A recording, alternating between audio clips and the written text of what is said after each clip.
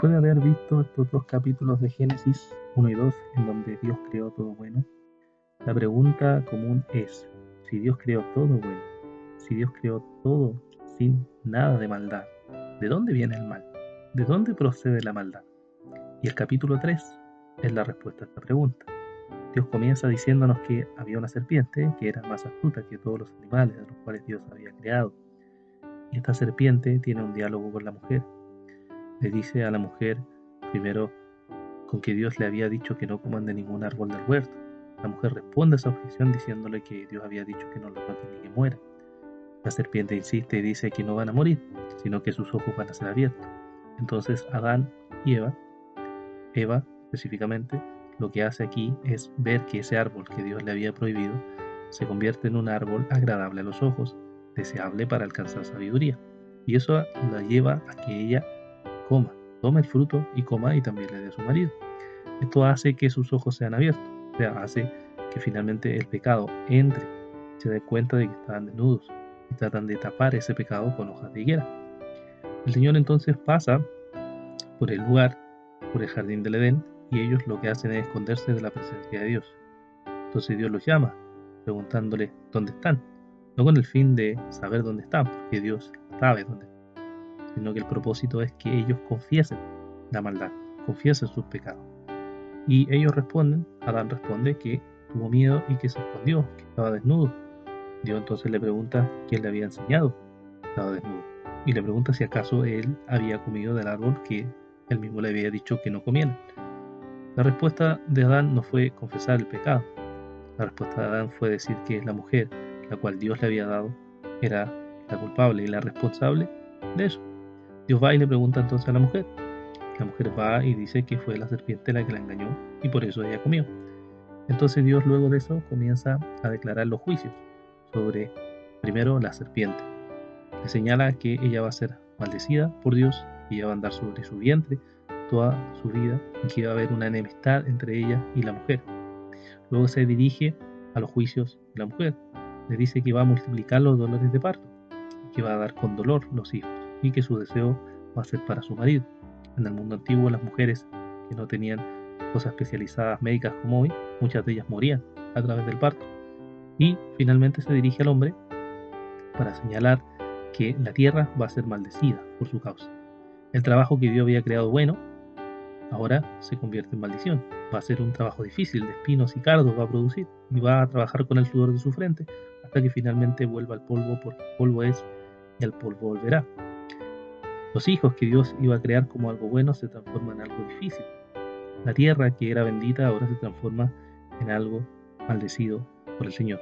Finalmente lo que el Señor hace es expulsarlos del jardín del Edén y terminan ciertos viviendo fuera, no expulsados de ese jardín. Esta historia de Génesis 3 nos ilustra las consecuencias terribles que tiene desobedecer a Dios. Las consecuencias terribles que tiene no confiar en la palabra de Dios. Y por eso podemos meditar en lo siguiente.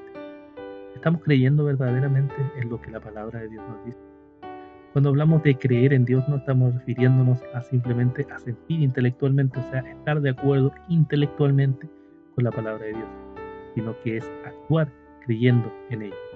Cuando pecamos, lo que estamos haciendo es exactamente lo que Adán y Eva hizo en el jardín del Edén, es no confiar en la palabra de Dios, sino confiar en la palabra de Satanás, confiar en nuestros propios corazones. Y eso nos va a llevar finalmente a la muerte. La paga del pecado y la muerte, nos dice la Escritura. También lo que Dios esperaba de Adán y Eva es que ellos confesaran su pecado. Ciertamente como pecadores vamos a pecar. Pero la pregunta es, ¿vamos a confesar nuestros pecados como nos dice 1 Juan 1:9? Que si confesamos nuestros pecados, Él es fiel y justo para perdonarnos y limpiarnos de toda maldad. Muchas personas, en vez de confesar su pecado, lo que intentan hacer es esconderse, es ponerse hojas, como lo hizo Adán y Eva. Finalmente no están confesando su maldad. Siempre tiene la culpa el otro, o siempre tiene la culpa las circunstancias, pero nunca se asume que la responsabilidad de un pecado es de uno. Y eso es exactamente lo que hizo Adán y Eva. También vienen a su alrededor. Miremos alrededor. Es fácil mirar el mundo y darse cuenta que hay pecado. Es fácil ver a nuestro alrededor y es ver la tierra maldecida. Es ver las consecuencias del pecado en todas las personas o en nuestras propias vidas. cosas que en el pasado decidimos que eran pecaminosas, hoy en día podemos sufrir las consecuencias de eso. O decisiones que estemos tomando hoy en día van a marcar nuestra vida para el futuro por las consecuencias del pecado. Este es un cuadro muy oscuro respecto a cómo el pecado inundó todo y ahora mancha todo, y es lo que está presente alrededor de nuestra vida constantemente. Sin embargo, a pesar del pecado, a pesar de toda la maldad y los juicios que hay en este capítulo, hay una esperanza. La esperanza es conocida como el protoevangelio, o sea, la primera manifestación de una promesa del evangelio que vendrá en el futuro. Eso se encuentra en el versículo 15, en donde Dios dice que va a poner enemistad entre ella, Adán, entre la serpiente y entre la mujer, entre una simiente y la otra simiente. Una es la simiente, o la generación, como traducen algunas Biblias, de la serpiente. Esta generación o esta simiente o esta descendencia es una descendencia malvada, que no considera a Dios, que no sigue a Dios, que no desea obedecer a Dios. Y por tanto está en contra de la otra descendencia o simiente, que es la descendencia o simiente de Eva, de donde vienen todos aquellos que van a creer y confiar en el Mesías Salvador que se iba a manifestar en el nuevo pacto. Finalmente este Mesías que iba a nacer de una mujer de María iba a pisar la cabeza de la serpiente, iba a vencerla en la cruz del Calvario, pero no sin sufrir consecuencias, que es la muerte de nuestro Señor Jesucristo. Nuestro Señor vino y vivió perfectamente. Y cuando Él muere y resucita, ¿qué es lo que vence? ¿Qué es lo que destruye? ¿Qué es lo que acaba? Exactamente lo que pasa en este capítulo 3. Termina con la muerte que entró por causa del pecado. Termina y destruye el pecado que entró por causa de Adán y Eva. Termina los juicios y la destrucción que hay en este mundo, con el Señor pagando por nuestra maldad, por nuestro pecado, tomando nuestra vergüenza, tomando las consecuencias que Adán y Eva recibieron por causa del pecado, las toma para sí y nos da salvación. Así que hermanos, por más que veamos pecado en nuestra vida, consecuencias de pecado, destrucción por malas decisiones que hemos tomado en nuestra vida, siempre hay esperanza. Esta esperanza es el Evangelio.